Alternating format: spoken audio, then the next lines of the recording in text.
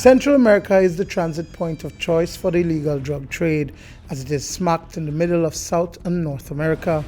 Billions of dollars in cocaine, as well as money, guns, and ammunition, are trafficked across both continents, and Belize is a way station for these illicit cargoes.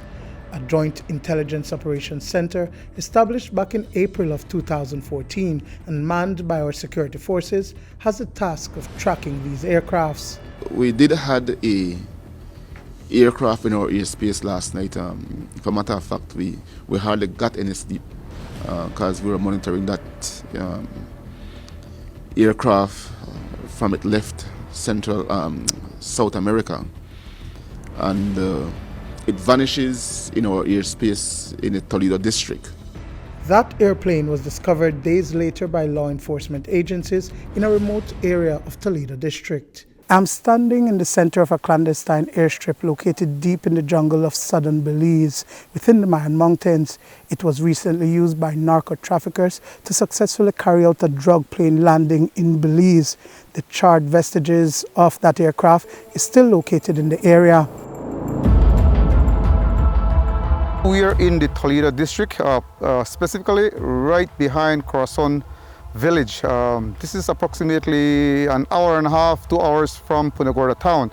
If you look at the map, it is due northwest of Punta Gorda. If you look at the distance, it's just over 2 kilometers.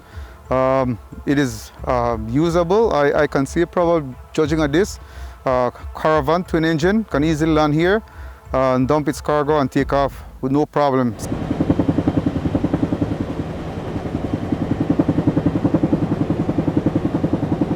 This illegal airstrip is similar in length to the runway at the Philip Golson International Airport. A BDF chopper approximately 1,000 meters above provides a bird's eye view of the situation below. Thick foliage is ideal for illicit activities. The area is remote, and illicit cargo can easily be ferried through interconnected waterways. These are people who have been in this particular type of trade long enough to know the ins and outs. They are very keen on the use of terrain, the maximum use of camouflage, concealment, and of course a bit of use of local help. If you notice, there is nowhere here that shows indication of heavy machinery coming in here. So this is all done manually by hand, using hand tools. It's not an easily accessible route for security forces either coming in. And these guys who plan these airstrips, they are well aware of this, and they use this to the best of their, to their ability in maximizing their success. And it's clear to be seen that, unfortunately, I don't think they are working in isolation. There's no way, no how that they would be able to pull off these stunts without the local knowledge of the villagers surrounding. In the past, charges have been brought against law enforcement officers, but there are also allegations of civilians being involved in these activities. Village leaders in Corazon Creek, however, claim to have no knowledge of these activities happening in their backyard. Well, apparently we are not aware of it. As I know, I cannot speak about it because I am not aware of anything that is happening around. But are you concerned that it's so close to your village? Well, we are concerned, yes, because it is something that is damaging the reputation of my village, and it is not a good practice for us. Who could have come into the village and clear out this piece of land for make one plane could land? We could not say because we are not aware of it. The first time it happened on the 5th of May. And by the time the BDF reached, the boss come inform me that they went to have an explosion that 2.8 kilometers outside of the village.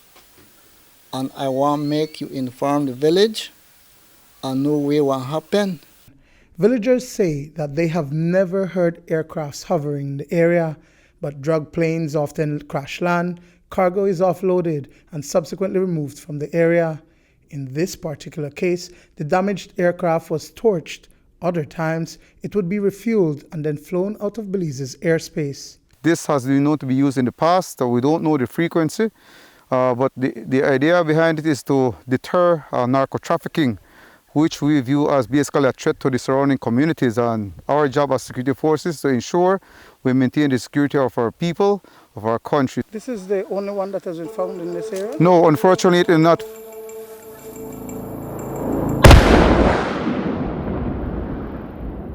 A BDF-led operation sees troops make their way to the area by land and air to destroy this makeshift runway. Our expert came in here along with his materials. He placed them in strategic locations along the entire length of the airstrips. And given safety procedures, our guys were briefed off and moved off to a certain safe location. And then after that, detonation took place. After a couple moments has elapsed, our guys went back out to ensure that all clear. We had a previous destruction in the general area as well. So again, this is not restricted to only Toledo district. We've had issues in the north, a few drops in the west.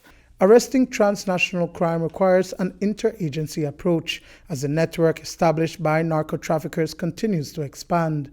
So the government of Belize, with support from its international partners, has made investments in its security forces by providing equipment to tackle drug plane landings. The collaboration between the police, the BDF and the Coast Guard, as well as the U.S. Embassy through the DEA attaché, has been extremely strong, and we're trying to see what can be done to enhance our efforts more and to prevent these planes from coming. Or when they do come, that we'll be able to intercept them. Currently the Coast Guard is the director of the JIOC, and they've been doing an exceptional job in terms of reducing air traffic. So you'd notice the last aircraft that landed in Belize would have been sometime around July. So that's exceptional work from the Coast Guard, not only in its traditional role as a maritime force, but as a broader national security organization. Dwayne Moody for News 5.